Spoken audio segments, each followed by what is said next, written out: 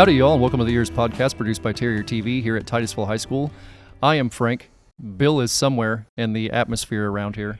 How's it going, Bill? Yeah, other than the fact that I have a cold and I can't be in the studio because any moment now I'll break into a coughing fit. So I'm sorry you're not feeling good, bub. I'm isolated. Well, it's not even that I'm feeling bad. I don't really feel that bad. It's just the sinuses are running, and I got to cough every once in a while. You look good. So, there you go. Well, Afrin. The guy who's never met me before says I look good, so I'm feeling good. Afrin is your friend. If you haven't tried any Afrin, the nasal sprays, stuff makes a big difference. Like one spray each side, you're good to go. Okay. Yep, it'll make it. Is that one of your advertisers? It should be. It should be. We should put that out there now. Well, we need to go ahead and introduce our guest. Okay, let's do it. So today on the podcast we have Zach Dodd. Thank you for having me. How's it going, buddy? I'm doing good. Glad to be here. Thanks for being here. Bill. Yes, sir. So, I'm trying to think. What you ever have conversations with kids and ask them what they might want to do for a living after high school? I'm sure you have this conversation as a teacher. Yeah, you ask them all the time. As a coach, I find myself every year as I'm coaching, talking to the students things about other than football. Because I try to, I coach football. We try to talk a little bit about that, and then try to focus on other things like, what do you want to do after high school? What kind of subjects do you enjoy? What's going on in class? How is school going? And I coach your son, Banner. I coached him for a few years now. I remember the first time I asked him that question. I said, "Hey, Banner, so what do you want to do after high school? You're a very talented athlete. It's always scary to tell him he's a super talented athlete because you don't know where that's going to go with him. Yeah. But he's a super talented athlete. Like, what do you want to do after school?" And he said, "I'd like to be a pastor." And I said, "Really? Okay." That's not the typical response you get from asking a student that. You're used to hearing, "I want to be a professional athlete. I want to be a fishing guide. You hear a lot of things like that. But when you hear a student say something like that, I said, "Really? Oh, well, what's your passion behind that?" And he goes, "My dad." And I'm like, "Oh man, that's the sweetest thing I've ever heard." I kind of just lost it a little bit. I'm like, "Oh man, okay, let me change seats while I cry for a second, and then we'll get back to this conversation." But that's a credit to you and your kids and the son you're raising. So tell us a little bit about you, what you do for a living, and what's going on. Yeah, my name's Zach. My story really, he had a lot to do with kind of our journey into missions. And so right now, the last, I think I'm going on 9-10 years as the director of WEGO. It's a Christian missions organization, been around since 1994. So we just had our 30th year. And I get to do that full time. And it's we operate 4 different countries, and I'm the only, actually really 4 different continents, which is crazy. I'm the only American on staff. And so our whole focus is on equipping locals. And so we do a lot of ministry to children, from orphanages and children care. And, we've had a school, and do a lot of outreach. So we've been doing that. I've done it for a decade, and really even how I got into it, he was a big part of that journey, which is interesting.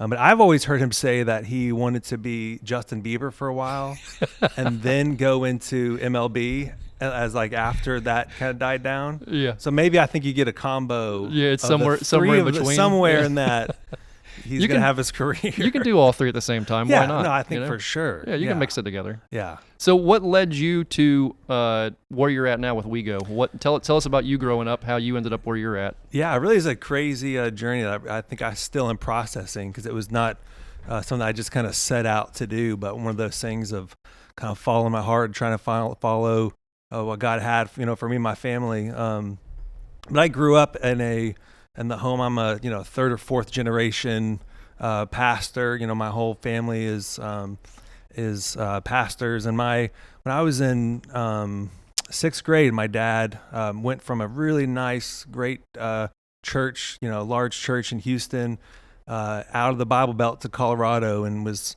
planted 2 churches kind of right outside the witchcraft capital of the world. And so for me, it was a really crazy thing to see my dad kind of step out in faith and go from this. I remember we had a brand new Suburban with a VHS. That's when VHS would kind of give the year. So this early 90s. Yeah. And I thought we're like, it's so cool. And watching that and going remember trading, vehicles when he started this church, and we had the wood paneled, Jeep. And so it was a definite sacrifice of, finances and materials.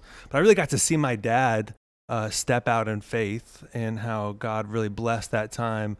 And so that's kind of been part of my journey, is kind of growing up as, middle school, high school, watching my dad, just like my son, follow God, do the best he could to love the Lord, love other people.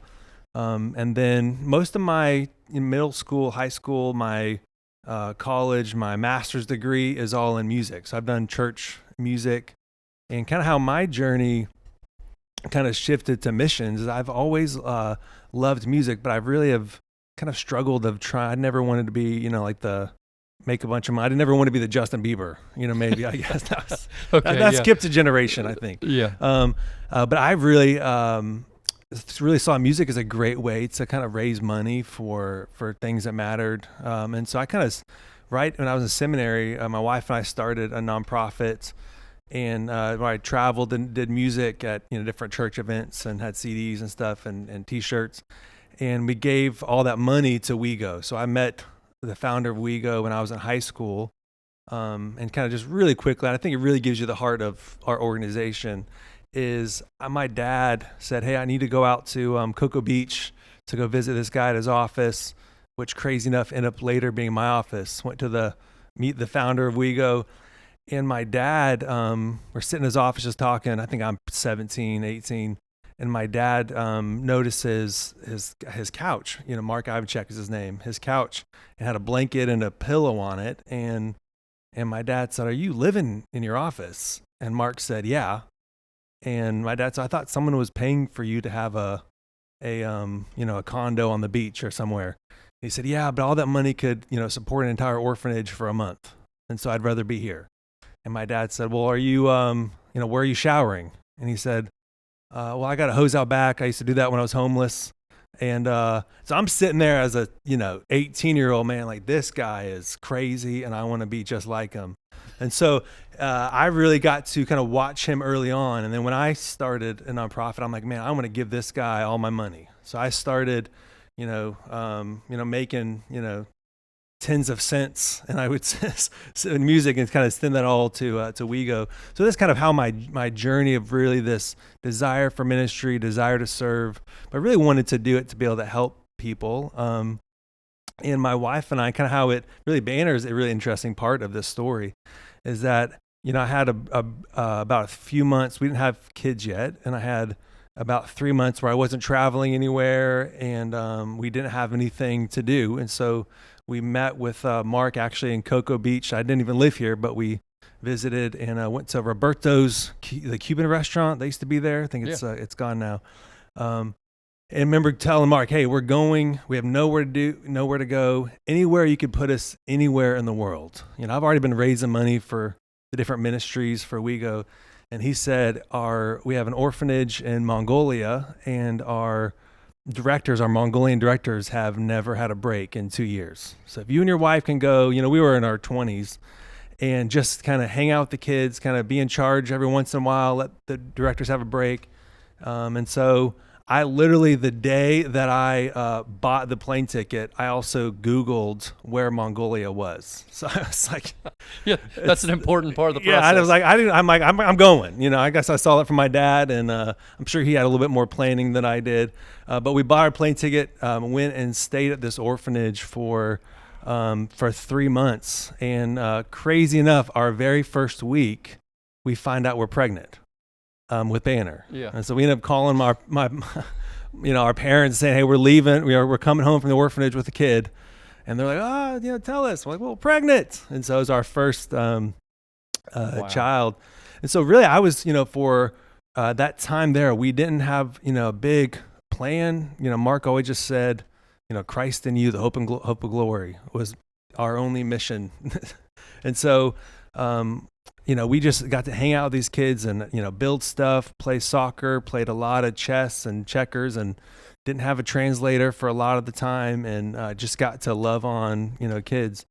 Anyway, my journey, we come back to the States, and we, get settled and have a baby. I've ended up getting a job at a church that I loved as a dream job in Knoxville, Tennessee. And over and over and over, I just cannot get these kids at this orphanage off my mind, my heart. Like, I would wake up just crying in the middle of the night, and would have dreams. I like couldn't get to them, and it was this, for 5-6 years. And there was a time really during that time that Mark was taking a break, and the board of WEGO just called me and said, "Hey, we've not had anybody go visit the orphanage in a couple of years. So if you can go and just kind of give us a report, we'll pay for your trip." And I was selling my '76 Les Paul Deluxe to get my wife a ticket, and we went just for a week, where we actually got pregnant with another child, but that's another story. And it's a very romantic place, Mongolia, I guess. Yeah. So as we were there, I'm like trying to answer this question for 6 years. Why do I love these kids so much? Why can I not? I've been to orphanages in Mexico and different places, but like, why do I love these kids? It's 6 to 10 kids at a time. It's a small home. And 2 things happened that week. Is I remember just laughing at a kitchen table with them.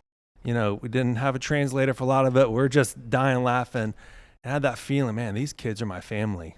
And it was like it was family. And then had another experience that week where an older man in his 70s, he invited us into his gear, which is no bigger than maybe 2 of these stages, and invited us for sheep dumplings and horse roast and all kinds of food. And I didn't really have a translator. One of the kids was from the orphanage was translating and didn't really speak English, so it made it was a little bit made broken. it difficult. Yeah, a little bit broken. And talked to the guy, but the next day I had a translator. Went back to him, and Mushput is his name, and I said, "Mushput, thank you so much for this time." And I asked him, "Has anyone ever told you about Jesus?" And he said, "No, I don't know anything about Jesus." So I was able to kind of share to him about the love of his Creator for him, and he accepted Christ that day because he said, "Yesterday you prayed for my back, and my back was healed. So I'm interested to know what you have to say." And he ended up accepting Christ. So I leave. I'm at a dream job in Tennessee at a great, incredible church, doing music. And I got back thinking, what am I doing? If I leave this job, there will be 300 very great applicants ready to take my place. But who's standing in place for these kids of this home, for Mushput to hear the gospel? And so it really kind of started a journey for us where we really felt called to move to Mongolia to help with worship development, but really help with this ministry, and kind of started that process. And then, long story short, they didn't have a director at the time, and I kept waiting for a director, and so I could go. I didn't want to go be a missionary for a directorless organization. And long story short, God tapped me on the shoulder, and that was 10 years ago. So that's kind of how we got here. But really, Banner, even being born, was even part of our original kind of journey of getting into missions. So yeah, to me, it's not, I didn't come to this job out of a, that's a cool thing online, it's in my resume. This was a weeping in the middle of the night that I could not help it. And been doing it for a decade and love it. And got, 4 more kids since him. With a family full of pastors, you said it was you, your dad, and your dad's dad? Yeah, it was and this goes like this, but I also got father-in-law and brother-in-laws, and they're everywhere. Yeah. Do you find, being the director of a big organization like this now, do you find yourself pulling information from them, using advice? That's got to be a huge resource. Oh, yeah. Like an encyclopedia of resources. For sure. Even like my dad, for sure. My grandfather was an incredible man of God who never went to seminary. He actually quit seminary after a week, but has 5 honorary doctorates. And I, although he passed away a couple of years ago, I still think upon what would he do. how would he handle this? And actually started reading one of his books last week or a couple weeks ago when I needed something. I just started bawling because I heard his voice, kind of giving me direction. So yeah, I think for sure, that's one thing I've kind of learned about the work of international missions is that there is no right answer, but a lot of wrong ones. And so I'm constantly, when I did music, I'm like, this is what I do. I have my master's, let me do it. That's my thing. That's the next thing I was going to ask you. What from the music world have you found transferring over to being a director? There's got to be some correlations there too. Well, some I think because I'm not an administrator. I am an executive director is my title, but I really am a creative at heart, and so that really allows me to kind of take more of a creative angle. I think even how I'm kind of wired is to kind of think, how can we do this better? How can we do it differently? And so even for us, being a missions organization, we don't send a bunch of missionaries. Our focus is on equipping those that are on the ground to do the work. So they're not just equally called by God to do ministry, but they know the language a little bit better than me. And so I think that creative piece allows me to try to do things not just different, but kind of look at a different way of doing things. Yeah, I know from doing some traveling myself, it's always kind of nice to have the fish out of water feeling. You know what I mean? You feel like you're actually okay, this is about to start to be entertaining. This is going to be a good time because I don't feel exactly comfortable.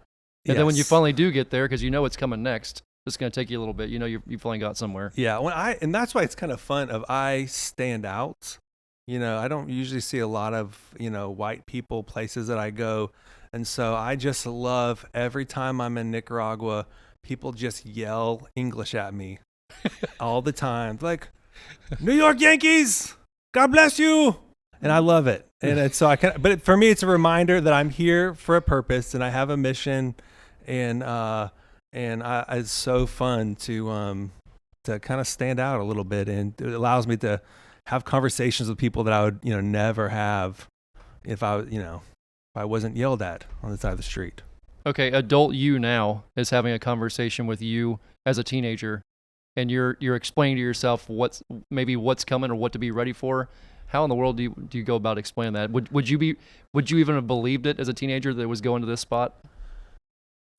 That's a great question. I don't know. I think I've always loved people. I remember as a kid, I had that a love to care for people. But I think it really has been such a crazy journey for us, so unexpected. Those are the best kind. Yeah, which I think I saw kind of my parents, journey and of pastoring. But I also got to see them pivoting. They started in music and then became this. And my grandpa was a professional trumpet player. Then he got called the pastor. So, I got to see, as a kid, ultimately, of just walking with open hands. That's encouraging. It's encouraging. And you don't have to have it all figured out, and you just take one step at a time. And it's kind of fun, to see what happens. No doubt about it. So your organization, what do you guys need help with? Where do people find you?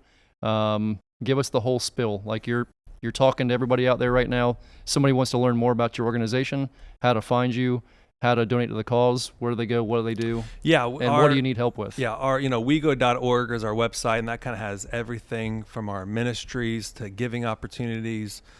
Because we are a unique organization where a lot of times people, when I think of missions, it's like, well, let me go on a short-term trip. And so for us, we do have trips every once in a while, but our focus really is on investing in locals who cannot go on a trip.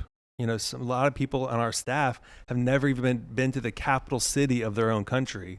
And so we don't want to go and take ministry away. So reality, I don't mind saying, because it's how we operate. That's where when we have an incredible donor base that allows us to do those things. So by people giving financially and sponsoring what we do, that allows us to focus on people that would not have a chance for ministry outside of that. And so that's, obviously, if most nonprofits, as giving is a major part of that. And that's what I do love. It really is crazy internationally how far money goes. That we're not having to spend all the money on plane tickets and U.S. salaries, and so really people's money goes so much farther. But really, one of my favorite things that we do, which I would love, people could sign up, is our prayer guide every month. Every month, I think even just wego.org/prayer or prayer guide. I'm not sure. It's on our site. Is a place that we share stories every single month of, I kind of I live up here a lot of organizationally and finances and mission and vision, but I love to get to hear the stories of actual kids and our staff of how their lives are being changed and how we can pray for them. So that means, certainly I'm not going to skirt around it. We always need finances, and for 30 years, God has provided never too much, but always exactly what we need when we need it. And so that's a big thing, but also prayer of that. This is, we don't have just some slick marketing campaign, but we are dependent upon God to move. And he shows up so many times in our midst. And so that's where prayer is saying, God, we don't have this figured out. I can't strategize, can't plan, but we need you. And I know part of that as the director is I need people joining with us in that. So I love it when my email clicks and says donation, but I love it also and more when people say thank you for that. I'm joining you in praying for this. So yeah, we do have trips, and I definitely need people when we go who have a skill to be able to offer. But I think those are probably the great ways. And our website's full of really practical ways to give in meeting specific needs and not just having to give to some big bucket. But those are kind of the main two things. Is there anything I haven't hit that you want to mention? No, it's good. No, I'll answer. No, but that was awesome. I think you got it all out there. That's great. Thank you for what you're doing. No, I love it. Yeah, it's great stuff, buddy. It's, we see it over and over again, and I've mentioned it dozens of times now. The people who are the best at what they do have worked it from the ground up at each spot, which it sounds like exactly what you've done. You started off at the ground level, and now you're the director. You've worked the different positions within the organization, and now you're up there. The people who we see it over and over again, who are the top tier at what they do, have been blessed enough to be able to do each of the things going along the way. So it's a credit to you. Well, that's the thing. I think finding things that, I love doing music. I still get to do it some, and I really love it, but it doesn't make me weep. Yeah. And I can't tell you the amount of times I cry my eyes out because my heart is there. We're just part of, when I went and gave that report, 12 years ago to WEGO, I said our home is incapable of really caring for these kids. It's fallen apart. And so we've been working for 5 years to build a new house, and we're just in the final 3% of furnish or building the entire house in Mongolia. And when I walk in that house, I'm gonna weep like a baby, and that's gonna say, you know what? That's why I know I'm in the right spot, because that's where I cry, and I do it a lot. Nothing wrong with that. Nothing wrong with sharing some good tears. Do gators make you cry? No. Well, traditionally, sometimes they hurt my feelings a little bit. Yeah. Zach, crocodile tears. I have a question for you. Just the different countries that you deal with, that you're in. Is language a problem? I'm terrible at language. The founder of WEGO was born in France, knows 6 languages. I am awful, but we have great translators. And I think for me, one of the neat things is working with kids is I kind of love it not having a translator sometimes, because so much can happen in relationship just by playing chess. And so luckily I use Google Translate every single day. I work on my Spanish. Mongolia is so difficult language. But luckily we have really great people. That's the nice thing of not being, we're dependent upon people on the ground, and they know the language, and so I can, trust them in the process. That's been a neat thing. I've met some Mongolians in Chicago. Yeah, Chicago is a big spot. They're awesome people. I love the sweet. If a Mongolian walked in right now, I would probably start crying. Well, we really appreciate you being here and chatting with us. This is an awesome organization. Thank you for all you're doing and Thank you. all the work you're doing. And yeah, you have a pretty awesome family. Thank you for coaching him. I know I'm so grateful for your investment in his life. He's a great young man. Yeah, if he becomes Bieber, then that was not us. But if those other two things happened, that was because of us. Yeah, no joke. Well, thank you all for tuning in to the EEARSS Podcast, produced here at Terrier TV. You can find us at EEARSS.org or EEARSS. We jokingly say it's the longest acronym on the planet. It may or may not be. You can also find us at Alligator Robb, ROBB.com. Feel free to tune in, learn more about the organization, the work we're doing, our cancer research, our biodiversity research, and all the things we're checking out. Thank you all for tuning in, and we will catch you all next week. Bye-bye.